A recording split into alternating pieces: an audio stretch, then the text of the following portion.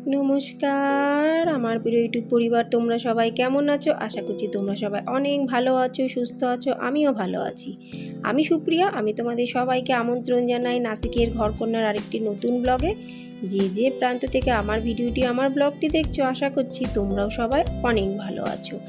মেয়েরা চলে গেছে স্কুলে। আজ আমার হাতে সময় কম, কাজ অনেক বেশি।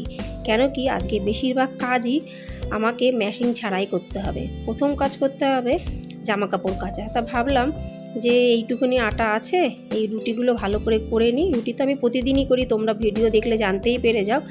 একবারে রুটি করে এই জায়গাটা পরিষ্কার করে, রান্নাঘরটা একটু পরিষ্কার পরিচ্ছন্ন করে আমি চলে যাব কাপড় কাচতে। আজকে বৃষ্টি নেই, কিন্তু অনেকগুলো নাইটি জমে গেছে। আজ কদিন ধরে কীরকম বৃষ্টি পড়ছিল না, আর বৃষ্টির মধ্যে যদি জামা কাপড় থাকে এমনিও গন্ধ লাগে, আবার জামা কাপড় যদি না কাচা হয় তাতেও গন্ধ লাগে। আর ফ্রিজ থেকে বের করলাম মাছ। আজকে একটু মাছ করব, অনেকদিন মাছ রান্না করা হয়নি, তাই ভাবলাম আজকে একটু করে ফেলি। তোমরা সবাই জানো আমি মহারাষ্ট্রের নাসিকে থাকি। এখানে সামুদ্রিক মাছ খুব পাওয়া যায়, খুব মানে খুব। আর তার থেকেও বেশি পাওয়া যায় বিভিন্ন ধরনের শুটকি মাছ। শুটকি মাছ আমি জীবনেও খাইনি, কেন ওর যে একটা গন্ধ সেটা আমার অতটা ভালো লাগে না। কিন্তু আমার মা খেয়েছে এক দুইবার, মা বলে বেশ ভালো লাগে খেতে, একবার খেয়ে দেখবি। জানি না, যদি কোনো সময় খাই অবশ্যই তোমাদের জানাবো। আর পাওয়া যায় সামুদ্রিক মাছ, কিন্তু সামুদ্রিক মাছ না অতটা আমরা খাই না, মানে আমার পছন্দ হয় না। তো ওই জন্যই না মাছ খাওয়াটা খুবই কম হয়ে গেছে এই নাসিকে এসে। আর যখন পাই একটু কাতলা, রুই, চিংড়ি যদি এইগুলো পাই তাহলে কর্তামশাই সেইগুলো নিয়ে আসে। ওই জন্য না আমার এখানে ভিডিও দেখলে তোমরা বুঝতে পেরে যাবে আমি মাছ খুবই কম রান্না করি। তো যাই হোক, আজকে মাছটা করব। তো ভাবলাম যে এখন হালকা হালকা বেশ আবহাওয়াটা ভালো লাগছে, বৃষ্টি যখন নেই, হাতে যেগুলো ধুতে হবে সেগুলো কেচে নিতে। আমি প্রথমে কাচলাম আমার নাইটিগুলো, ওগুলো সুতির তো, ওই জন্য নাইটিগুলো না মেশিনে দিইনি। কিন্তু এত মোটা মোটা বিছানার চাদর, এইগুলো মেশিনে না দিলে আমার পক্ষে ধোয়া একদমই সম্ভব না। আমি না কোমর নিচু করতে পারি না। নিচু করতে পারি না মানে আমার দুটো বাচ্চাই সিজারে। তো দ্বিতীয়টা হওয়ার পরে না আমার সেই যে কোমরের ব্যথা শুরু হয়েছে, আমি যদি একটু কোমর নিচু করে কিছু করি তাহলে আর আমাকে দেখতে হবে না। তার জন্য আমি অনেক ডাক্তারই দেখিয়েছি, ডাক্তার বলে ও কিছু না, ও ঠিক হয়ে যাবে। কিন্তু যার যন্ত্রণা হয় সেই বোঝে। খুব কম জামা কাপড়ই কিন্তু আমি হাতে ধুই। যাই হোক, জামা কাপড় কাচা হয়ে গেল, এবার ঝটপট করে এক এক করে আমি কাজ করে নিই। কেন কি তোমরা অনেকে অনেক সময় ভাবতে পারো দিদি তো বেশিরভাগই মেশিনে জামা কাপড় কাচে, এতে আবার কি আছে। কিন্তু সত্যি বলতে আমার কিন্তু মেশিনের জামা কাপড় একদমই সেরকম কাচতে ইচ্ছা করে না, বাধ্যতামূলকভাবে আমি কাচি। তো ওই জন্য তোমাদের কারণটা বলে দিলাম। হাতে করা মশলা, হাতে জামা কাপড় কাচা, এর যে একটা যে কি আলাদা সুখ থাকে, মানে আলাদা একটা যে একটা কদর্য, মানে হাতে যদি মশলা বেটে সেই রান্না করা যায় আর মিক্সিতে মশলা বেটে রান্না করা যায়, তার মধ্যে আকাশ আর পাতাল পার্থক্য। আমার মা এখনও পর্যন্ত হাতে বেটে কিন্তু মশলা রান্না করে, মানে সবজি রান্না করে। আমি ওই মিক্সিতেই শর্টাঙ্গনের মতন মিক্সিতেই করি। তো কে কে মিক্সিতে মশলা করো তাড়াতাড়ি কাজ হওয়ার জন্য অবশ্যই আমাকে কমেন্টসে জানিও। ঠিক সেরকমই জামাকাপড় কাচাটাও ঠিক একই ব্যাপার।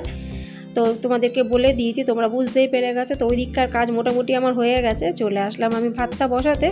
একটু দুধ চা খেতে ইচ্ছা করছে আজকে, অনেক দিন পর না আজ একটু দুধ চা খেতে ইচ্ছা করছে। তা ভাবলাম খাবো কি খাবো না, হাজারবার চিন্তা করলাম। তারপরে ভাবলাম যে না, আগে তো দুধ চা খেয়ে নিই, যা হওয়ার পরে দেখা যাবে। আর দুধও বেশ খানিকটা আছে, তা পুরো দুধটাই দিয়ে কিন্তু দুধ চা আমি করছি। যদিও সম্ভব এতটা লাগে না, মানে যদিও এতটা চা লাগে না এক কাপ দুধ চা করতে, তবু ভাবলাম যে এইটুকুনি দুধ আবার বাসি দুধ কী করতে ফ্রিজের মধ্যে রাখবো। বাসি দুধ একটুখানি থাকলে সেই আবার পরে আমাকেই খেতে হবে, হয় রুটি দিয়ে খাই কি ভাত দিয়ে খাই, যাই হোক একটা খেতে হবে, বাচ্চাদের তো দেবো না এই দুধ। তো ভাবলাম যে না, পুরোটাই দুধেই আমি চাটা করে নিই।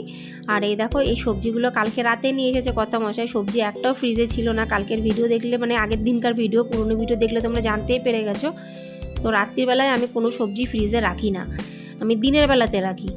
না, দিনের বেলায় সবজি যদি নিয়ে আসে খানিকক্ষণ আমি বারান্দাতে রাখি, তারপরে কিন্তু আমি ফ্রিজে রাখি। আমি কোনো সময়ের জন্যই মানে বাইরের থেকে সবজিপত্র বা ফল আনার সাথে সাথে আমি কিন্তু ফ্রিজে রাখি না, এটা রাখতেও নেই। সবজির গায়েও কিন্তু বন্ধুরা বিভিন্ন ধরনের ছোট ছোট পোকামাকড় থাকতে পারে, যেগুলো কিন্তু আমাদের চোখে সবসময় আসে না। সেই কারণে তোমরাও একটু যে কোনো সবজিপত্র যদি আসে খানিকক্ষণ বাইরে রাখো, তারপরে সেগুলোকে আরাম করে ফ্রিজে রাখতে পারো, তাতে আমাদেরই কিন্তু লাভ। আর কি কি সবজির মধ্যে এনেছে, ফুলকপি, বাঁধাকপি, কুমড়ো, বেগুন, পটল, আদা আর অনেকটা আলু আর অনেকটা পেঁয়াজ। আর তোমরা তো সবাই জানো নাসিক পেঁয়াজের জন্য বিখ্যাত, তো যখনই আনা হয় কম করে হলেও 3-4 কিলো কিন্তু পেঁয়াজ অবশ্যই আনতে হয়।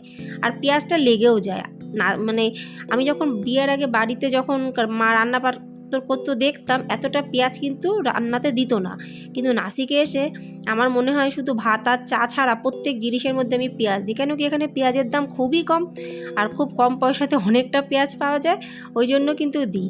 নাহলে যে সব কিছুর মধ্যে যে পেঁয়াজ লাগে সেটা কিন্তু না, বিনা পেঁয়াজেও অনেক সবজিপত্র রান্না করা যায়, সেগুলো কিন্তু খেতে বেশ লাগে। আস্তে আস্তে করে সবজিগুলো সব আমি তুলে নিচ্ছি, ওদিকে ভাত হয়ে গেছে, ভাতটা আমি উপর দিয়ে দিয়েছি। তারপরে সবজিগুলো তুলবো, তারপর আবার যাব গ্যাসের পাশে, দেখি যদি চাটা হয়ে যায় চা খেয়ে নেব। আর সকালবেলাকার একটুখানি রুটি বেঁচে আছে, সেই রুটিটা মানে তেলওয়ালা রুটি, সেটা চায়ের সাথে খাবো। খিদে কিন্তু অতটা পাইনি, কিন্তু আছে বলে খেয়ে নিচ্ছি। যদি না থাকতো খেতাম না, কোনো ব্যাপার না। আমার কালো চা আমি খাই যখন, তার সাথে কিন্তু আমার একটা করে বিস্কুট লাগেই লাগে, একটা হোক আর আধখানা হোক, কিন্তু দুধ চার সাথে আমার কিছুই লাগে না। আছে দেখো প্লেটটার পরে রুটি আছে, তাই সেখান থেকে অল্প একটু করে কিন্তু আমি ছিঁড়ে নিয়েছি। প্রতিদিনকার মতো আজও খুব সুন্দর দুটো কমেন্টস তোমাদের সাথে আমি শেয়ার করব। প্রথম কমেন্টসটি লিখেছে সুমিত্রা হালদার দিদিভাই। সুমিত্রা হালদার দিদিভাই কালকের ভিডিওটি দেখে লিখেছে, সুপ্রিয়া বোন তুমি চায়ের সাথে পকোড়া খেলে, এই বৃষ্টির দিনে চা আর পকোড়া জাস্ট ওয়াও, মানে খেতে দারুণ সত্যি দিদিভাই। কিন্তু তারপরে যে কী ভোগান্তি আমার হলো সেটাও তোমরা জানতেই পেরে গেছো, মানে সাংঘাতিক ব্যাপার। এমনি যদি শুধু চা খেতাম তাহলে কোনো অসুবিধা হতো না, কিন্তু চায়ের সাথে যেহেতু ওই চপ খেয়েছি, আলুর চপ, সে হলো মানে উল্টো হয়ে গেছিলো ব্যাপারটা। লোভে পাপে মৃত্যুর মতো। কিন্তু তুমি যে এত সুন্দর করে দিদিভাই কমেন্টসটা লিখেছো, যেটা না পড়ে আমি পারলাম না। অসংখ্য ধন্যবাদ, অনেক অনেক ভালোবাসা দিদিভাই এত সুন্দর একটা কমেন্টস করার জন্য।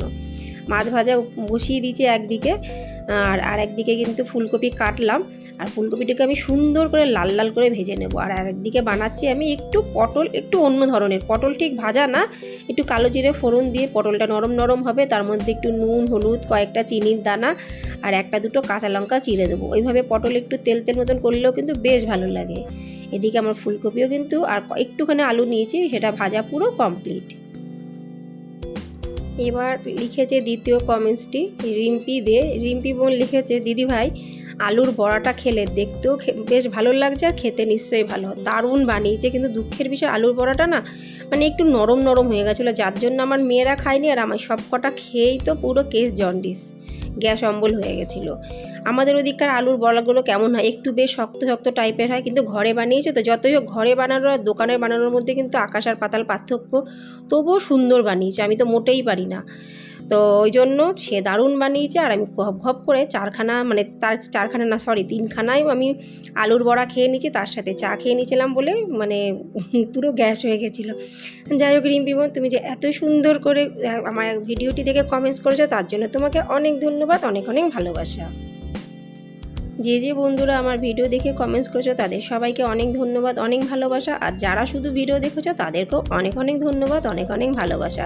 তোমাদের এই একটু একটু সাপোর্টেই আমার উন্নতির পথ এগোনো সম্ভব হয়, নাহলে আমার পক্ষে অন্তত তোমাদের সাপোর্ট ছাড়া, তোমাদের ভালোবাসা, বড়দের আশীর্বাদ ছাড়া এখানে কিন্তু একদমই সম্ভব না। এইভাবেই আমাকে সাপোর্ট করে যেও, আশীর্বাদ দিয়ে যেও, বড়রা সবাই ভালোবেসে যেও। তো আর কিছুই না, এতটাই বলার। দেখো মাছের ঝোলটা করছি, কিন্তু এতটা জল গঙ্গার জলের মতন থাকবে না, এতটা আমি জল রাখবো না, জলটা অনেকটাই কমিয়ে দেবো। আর আজকে না একটু আলু ভাতে করতে ইচ্ছা করছে, কিন্তু আলু ভাতে কিন্তু এটা নর্মাল আলু ভাতে না, এর মধ্যে আমি অনেক ধরনের মশলা দিয়ে আমার জন্যই শুধু একটুখানি করছি। আর আলু ভাতাটা আমার মেয়েরা একদমই পছন্দ করে না, কর্তামশাই আসবে রাতে, তখন আর আলু ভাতে খাওয়ার জন্য তার মন মানসিকতা থাকবে না, তখন কোনো মতে মাছের ঝোল দিয়েই ভাত খেয়ে নেবে, অন্য সবজিও সেরকম একটা রাত্রিবেলায় খেতে চায় না। তো ওদিককার কাজ বাজ আমার মোটামুটি শেষ, এবার পালা হলো ঘরদোর পরিষ্কার করা। তাহলে সময়টা কখন যে কিভাবে চলে যায়, আর এই সময়টা পুরো ফাঁকা থাকে ঘর, ওই জন্য কারোর সাথে কথা বলারও মন মানসিকতাও থাকে না এদিক ওদিক যাওয়া। কারণ কি ফ্ল্যাট আর বাড়িঘরের মধ্যে কিন্তু বন্ধুরা অনেক পার্থক্য। নিজস্ব বাড়িঘর হলে কি হবে, এই একটু নিচে গেলাম, একটু কারোর সাথে গল্প করলাম, এই সবজিওয়ালা আসলো, বাসন বেচতে আসলো, আইসক্রিমওয়ালা আসলো, বিভিন্ন মানুষজন আসে, বেশ কেনাকাটা করা যায়। কিন্তু এখানে ফ্ল্যাটে একটা অসুবিধা, নিজের মতন থাকো, নিজের মতন খাও, পাশের ঘরে কি হচ্ছে তাও কিন্তু জানা যাবে না। হ্যাঁ, যদি এক ঘর থেকে আরেক ঘরে আমরা গল্প করতে যাই যেচে পড়ে, সেটা আলাদা, তবুও কিন্তু এখানে মানুষজন খুব কমই একজন আরেকজনের সাথে গল্প করে, সবাই যে যার কাজে ব্যস্ত, আমিও তাই। তো ওই জন্য নিজের মতন থাকি, নিজের কাজবাজ করি, কখন সময় কেটে যায় নিজেও কিন্তু জানি না। হ্যাঁ, তাই বলে কিন্তু মাঝে মধ্যে আমি একটু গান শুনি, হয় মোবাইলে শুনি নাহলে টিভিতে শুনি। গান শুনতে শুনতে কাজ করতে আমার কিন্তু খুব ভালো লাগে। তোমরা কে কে গান শুনতে শুনতে কাজ করো অবশ্যই কিন্তু আমাকে কমেন্টসে জানিও। আজকে অনেক দিন পরে ফুলকপি দিয়ে মাছের ঝোলটা করছি। আর সত্যি কথা বলতে ফুলকপি দিয়ে মাছের ঝোলের ডিমান্ডটা হলো আমার কর্তামশাইয়ের। অফিসে যাওয়ার সময় আমাকে বলল, ফুলকপিতে এনেছি, যদি সময় পাও, যদি সম্ভব হয়, যদি করতে পারো তাহলে একটু ফুলকপি দিয়ে মাছের ঝোলটা করো। মানে সব কথার মধ্যে এতবার যদি লাগিয়েছে, বড্ড বিরক্তি লাগছিল আমার। তার মানে সরাসরি সে বলতে পারতো যে ফুলকপি দিয়ে মাছের ঝোলটা করো, সেটা কিন্তু সরাসরি বলেনি, 14বার যদি লাগিয়েছে। মানে তার ফুলকপি দিয়ে মাছের ঝোল খেতে ইচ্ছা করছে, ওই জন্য কিন্তু আমি বানালাম। নাহলে আমার সবথেকে বেশি ভালো লাগে আলু দিয়ে মাছের ঝোল। আমার কোনো সময় সবজিপাতি দিয়ে মাছের ঝোল খেতে একদমই সেরকম খুব একটা ভালো লাগে না, খাই ঠিকই কিন্তু আলুর টেস্টই আলাদা হয়। যাই হোক, সমস্ত কাজবাজ শেষ, বাকি থাকলো পুজো দেওয়া। এটা করার পরে তারপরে টুকটাক একটু অফ ক্যামেরা অনেক কাজ থাকে, সেগুলো করে নেব, কারণ আমার ছোটো মেয়ে আসার পরে তারপরে আমরা দুজন একসাথে খেয়ে নিই। যদিও অনেক সময় আমার খুব খিদে পেয়ে যায় তবে খাই, কিন্তু আজকে সেরকম একটা খিদে পাবে না, যেহেতু দুধ চার সাথে একটুখানি রুটি খেয়েছি, তেল রুটি, ওই জন্য পেটটা বেশ খানিকটা ভরা আছে। তাহলে বন্ধুরা, ভোর থেকে এখন বাজে প্রায় 12:30 দুপুরবেলা। ভিডিওটি কেমন লাগলো অবশ্যই কিন্তু আমাকে কমেন্টসে জানিও। যদি একটু আমার ভিডিওটি ভালো লেগে থাকে অবশ্যই লাইক, সাবস্ক্রাইব, শেয়ার, কমেন্টস করে পাশে থেকো। তোমাদের ভালোবাসা আর বড়দের আশীর্বাদ সাপোর্ট ছাড়া কিন্তু আমার পক্ষে এগানো একদমই সম্ভব না। তাহলে আজ এই পর্যন্তই, আবার দেখাবে পরবর্তী ব্লগে। ততক্ষণের জন্য নমস্কার।